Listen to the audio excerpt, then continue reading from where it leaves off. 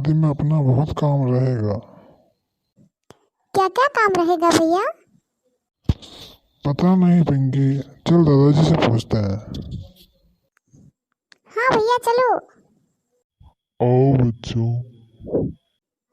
दादाजी एक बात पूछनी है। हाँ पूछो बेटा। दादाजी अंकल की शादी में हमें क्या क्या काम करने पड़ेंगे? तुम तो छोटे हो बच्चों, तुम्हारा अभी कोई काम नहीं है। तुम जाओ, मुझे आराम करने दो। घर में सभी को कोई न कोई काम मिला है, हमारा कोई काम नहीं। तो घर में शादी है और मीना और राजू दोनों को कह दिया जाता है उसके दादाजी के द्वारा कि आपका कोई काम नहीं है, आप अभी छोटे हैं। जबकि बच्चे बहुत ज़्यादा उत्सुक हैं और वो चाहते हैं कि अपने अंकल की शादी में वो कोई ना कोई पार्टिसिपेशन करें। हेलो एवरीवन, मैं राधिका चांदमल शर्मा HA क्लास में आप सभी का बहुत बहुत स्वागत करती हूँ। आज हम बालकों के मन को समझने वाले हैं, क्योंकि मनोविज्ञान में एक शाखा के अंतर्गत पढ़ा जाता है बाल मनोविज्ञान, और बाल मनोविज्ञान को समझना बहुत बाद में स्टार्ट किया। अर्थात मनोविज्ञान जो विषय है उसमें बाल मनोविज्ञान नामक एक शाखा जो थी उसका प्रचलन बहुत बाद में हुआ। लेकिन वर्तमान में भी जो हमारे बच्चे हैं उनको परिवार में, समाज में, विद्यालयों में इस प्रकार से देखा जाता है कि एक कोरा कागज है जिस पर हम जो चाहें वो लिख सकते हैं। लेकिन ऐसा नहीं होता है, बच्चा कोरा कागज नहीं होता है। जो एक बच्चा है वो नित्य नए अनुभव लेता है, हमेशा नई चीज़ें सीखता है।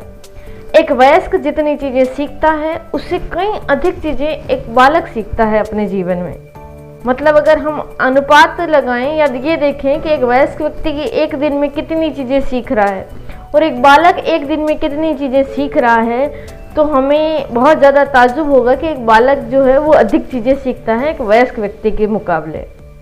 लेकिन बालकों की भावनाओं, बालकों की मन और उनके व्यवहार को समझने के लिए कोई भी एफर्ट पहले नहीं लगाया जाता था। लेकिन मनोविज्ञान की एक शाखा बनी बाल मनोविज्ञान। आज हम उसी को समझने वाले हैं।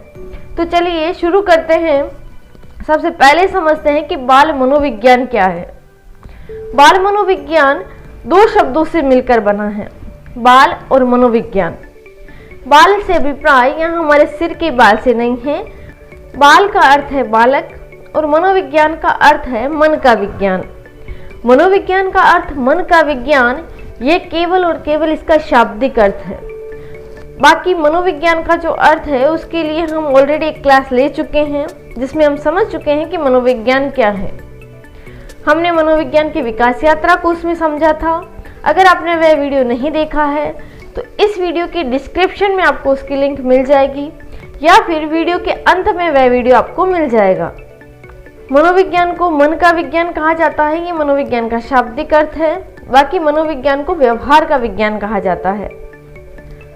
अतः बाल मनोविज्ञान से तात्पर्य विज्ञान की उस शाखा से है जो बालक के मन अर्थात उसके व्यवहार का अध्ययन गर्भावस्था से लेकर किशोरावस्था तक करती है। मतलब एक ऐसी शाखा, एक ऐसी विज्ञान की शाखा जिसमें क्या किया जाता है, बालक के मन अर्थात उसके व्यवहार का अध्ययन किया जाता है। और वो अध्ययन कहाँ से कहाँ तक किया जाता है?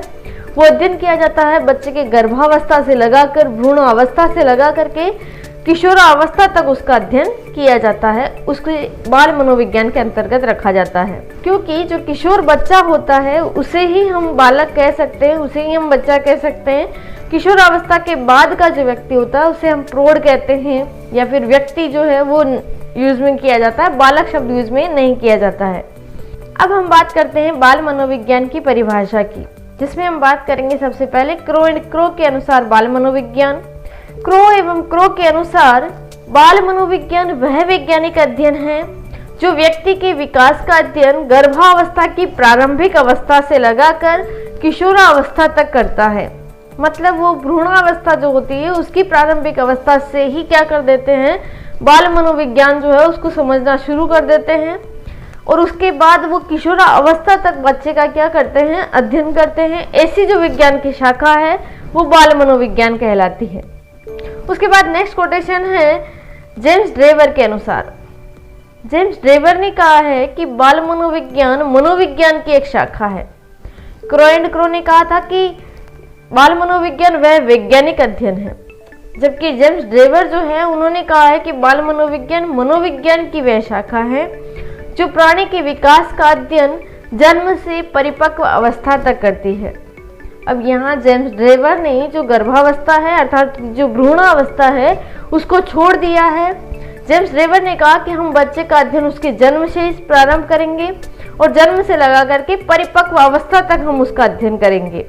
यहाँ इन्होंने किशोरावस्था शब्द यूज नहीं लेकर कहा कि परिपक्व अवस्था जो होती है वहां तक हम बच्चे का अध्ययन करते हैं। जब बच्चा परिपक्व हो जाता है तो उसके बाद वो वयस्क हो जाता है या फिर उसे तरुण जो है वो कहा जाता है। अब हम बात करते हैं बाल मनोविज्ञान के इतिहास की, क्योंकि बाल मनोविज्ञान का इतिहास बहुत पुराना नहीं है। 17वीं शताब्दी तक किसी भी मनोवैज्ञानिक का बाल मनोविज्ञान की तरफ प्रॉपर ध्यान नहीं था। बाल मनोविज्ञान के ऊपर सबसे पहले जो बात करने वाले मनोवैज्ञानिक है उनका नाम है कोमेनियस।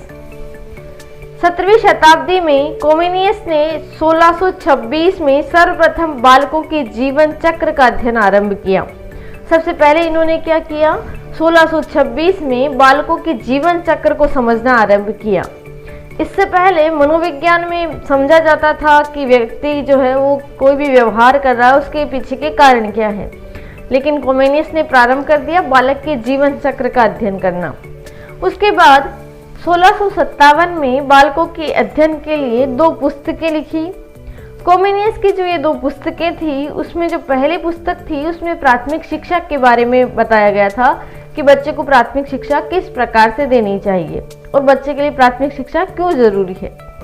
उसके बाद जो नेक्स्ट पुस्तक थी इनकी, उस पुस्तक में ये था कि जो बच्चा है उसको जब हम प्राथमिक शिक्षा दे रहे हैं तो उसकी पाठ्य वस्तु जो होती है, विषय वस्तु जो होती है, पढ़ाने की जो विधियां होती है वो क्या होनी चाहिए। 18वीं शताब्दी में पेस्टालोजी ने सर्वप्रथम बाल विकास का वैज्ञानिक विवरण प्रस्तुत किया जो अपने ही 3.5 वर्षीय बेटे पर किया गया। अब पेस्टालोजी ने सोचा कि दूसरे बच्चों के ऊपर जाके मैं अध्ययन करूंगा तो और अलग टाइम मेरा वेस्ट होगा, क्योंकि जब बच्चे का अध्ययन करना है तो इसका मतलब ये है कि हमें क्या करना पड़ेगा, बच्चे के जन्म से लगा करके बच्चे की परिपक्व अवस्था तक उसके ऊपर बहुत अधिक निगरानी रखनी पड़ेगी। निगरानी से अभिप्राय ये है कि उसका जो ऑब्जर्वेशन करना पड़ेगा वो बहुत ही गहराई से करना पड़ेगा। बच्चा उठने के बाद किस प्रकार की एक्टिविटीज़ कर रहा है, सोने से पहले किस प्रकार की एक्टिविटीज़ कर रहा है, दिन भर में क्या कर रहा है, हर एक चीज़ को नोट करना होता है, हर एक चीज़ को ऑब्जर्वेशन करना पड़ता है। तो पेस्टालोजी ने सोचा कि क्यों ना मैं अपने ही पुत्र का अध्ययन करूं। तो ऐसा सोच करके उन्होंने अपने 3.5 वर्षीय जो पुत्र था उसी के ऊपर पूरा का पूरा अध्ययन किया और उस अध्ययन के बाद इन्होंने एक बेबी बायोग्राफी बनाई। बेबी बायोग्राफी से अभिप्राय होता है बच्चे का जो भी विवरण था उस विवरण को क्या किया, इन्होंने एक बेबी बायोग्राफी नाम से उस चीज़ को पब्लिश करवाया। जो कुछ भी इन्होंने बच्चों के बारे में अनुभव किया था, जो कुछ भी उन्होंने विवरण जो बनाया था बच्चे के बारे में। उसके बाद हम बात करते हैं कि पेस्टालोजी के अलावा भी एक मनोवैज्ञानिक थे जिन्होंने अपने ही पुत्रों के ऊपर क्या किया था, रिसर्च किया था। जर्मनी के टाइडमैन ने भी अपने बच्चों के शारीरिक और मानसिक विकास का विवरण प्रकाशित करवाया था और वो भी बेबी बायोग्राफी के नाम से ही जाना जाता है। अब जर्मनी में ये हो रहा था, पेस्टालोजी ने भी अपना विवरण प्रस्तुत करा दिया था। तो अब हम बात करते हैं कि उस समय अमेरिका में क्या चल रहा था। 19वीं शताब्दी में ही अमेरिका में बाल अध्ययन आंदोलन चला जिसके प्रणेता स्टैनली हॉल थे। उन्होंने चाइल्ड स्टडी सोसाइटी तथा चाइल्ड वेलफेयर ऑर्गेनाइजेशन की स्थापना की। ये जो चाइल्ड स्टडी सोसाइटी और चाइल्ड वेलफेयर ऑर्गेनाइजेशन थे ये तो ठीक है, हमें समझ आ गए कि इन्होंने बच्चों के अध्ययन के लिए 2 प्रकार की सोसाइटी बनाई, 2 प्रकार के ऑर्गेनाइजेशन बनाए। लेकिन बाल अध्ययन आंदोलन क्या है? तो बाल अध्ययन आंदोलन से अभिप्राय ये है कि जब पूरे विश्व के जो मनोवैज्ञानिक हैं उन सब का ध्यान बाल मनोविज्ञान पर है, सब बाल मनोविज्ञान के बारे में बात कर रहे हैं। पेस्टालोजी ने अपने बच्चे पर रिसर्च करके एक विवरण प्रस्तुत कर दिया। जर्मनी के जो टाइडमैन हैं उन्होंने भी अपने बच्चों के ऊपर अध्ययन करके विवरण प्रस्तुत कर दिया। तो ऐसे में अमेरिका के जो मनोवैज्ञानिक थे वो भी कहाँ पीछे रहने वाले थे। उन्होंने भी सोचा कि हमें भी बाल अध्ययन या बाल मनोविज्ञान जो है उसके ऊपर ज़्यादा से ज़्यादा जोर देना चाहिए, क्योंकि बाल मनोविज्ञान मनोविज्ञान की एक शाखा जो है वो बन रहा था। और जब किसी भी विषय के लिए कोई शाखा बनती है, कोई अलग से ब्रांच बनती है उस सब्जेक्ट के अंदर, तो उसके लिए सबसे पहली ज़रूरत होती है विषय वस्तु की। तो जितने भी मनोवैज्ञानिक थे उन्होंने सोचा कि क्यों न बाल मनोविज्ञान को हम अपनी तरफ से कोई विषय वस्तु दें, क्योंकि जब वो लोग अपने विषय के लिए विषय वस्तु देंगे तो ऐसे में कहीं ना कहीं उन व्यक्तियों का नाम तो आएगा ना कि उन्होंने ये विषय वस्तु दी है। तो ऐसा करके सारे के सारे जो मनोवैज्ञानिक थे उनका जो ध्यान था वो बाल मनोविज्ञान की तरफ गया। तो इस प्रकार से अमेरिका में बाल अध्ययन नामक आंदोलन ही चल पड़ा। सब लोग मतलब सारे जो मनोवैज्ञानिक थे उनका ध्यान चला गया बाल मनोविज्ञान पर। अब चाइल्ड स्टडी सोसाइटी और चाइल्ड वेलफेयर ऑर्गेनाइजेशन जो थे उनकी जो प्रणेता थे वो तो स्टैनली हॉल थे। तो उसी के साथ साथ हॉल ने पेडागोजिकल समरी पत्रिका का प्रकाशन भी प्रारंभ करवाया। पेडागोजी का अर्थ होता है शिक्षण शास्त्र, और शिक्षण शास्त्र में इन्होंने ये बताया कि एक बच्चे को हम किस प्रकार से समझा सकते हैं, बच्चे का जो हमें डेवलपमेंट करना है, बच्चे का जो विकास करना है, उसके ऊपर हम बच्चे को जब पढ़ा रहे हैं तो हमें किस किस प्रकार के हमें चेंजेस लाने चाहिए ताकि बच्चों के अधिगम को ज़्यादा से ज़्यादा बढ़ाया जा सके। उसके बाद इंग्लैंड में जेम्स सली ने British association for child study की स्थापना की। अब ब्रिटेन के जो मनोवैज्ञानिक थे वो भी कहाँ कम थे, उन्होंने भी क्या कर दिया, जेम्स जो सली थे ब्रिटेन के, उन्होंने British association for child study की स्थापना कर दी। वहां पर भी बच्चों का अध्ययन किया जाने लगा। 1887 में बाल अपराधियों के लिए एक बाल गृह की स्थापना की गई, क्योंकि उस समय बालकों के ऊपर सोचा जाने लगा। तो जब बालकों के ऊपर सोचा जाएगा तो जो बाल अपराधी थे उनके ऊपर भी सोचा जाने लगा। बाल अपराधियों का अध्ययन जो है वो प्रारंभ हो गया, क्योंकि ये समझ आ गया उस समय के मनोवैज्ञानिकों को कि जो बालक है वो कोई ना कोई अपराध करता है तो उसके पीछे बहुत सारे मनोवैज्ञानिक फैक्टर और उसका जो वातावरण है वो जिम्मेदार ज़्यादा होता है। तो इससे अभिप्राय और इससे जो निष्कर्ष निकला है वो ये निकला है कि जो अपराधी है उनको सुधारा जा सकता है अगर वो बाल है, मतलब वो बालक है। उस समय के जो मनोवैज्ञानिक थे जब वो बालकों का अध्ययन कर रहे थे तब उनके सामने जो रिजल्ट्स आ रहे थे वो ये थे कि जो बालक है अगर कोई अपराध कर रहा तो इसका मतलब ये है कि वो बालक अकेला जिम्मेदार नहीं है, उसके आसपास का वातावरण, उसकी परिस्थितियाँ जिम्मेदार है। और अगर उसे समुचित वातावरण दिया जाए तो उस बच्चे में जो अपराधी जो चीज़ें हैं, आपराधिक जो प्रवृत्तियाँ हैं उनको क्या किया जा सकता है, हटाया जा सकता है, खत्म किया जा सकता है। तो इसी के तहत न्यूयॉर्क में बाल अपराधियों के लिए क्या किया गया, बाल गृह खोला गया। आज की क्लास में हमने बाल मनोविज्ञान को समझा और बाल मनोविज्ञान के इतिहास को समझा है। नेक्स्ट क्लास में हम बाल मनोविज्ञान और विकासात्मक मनोविज्ञान को समझेंगे।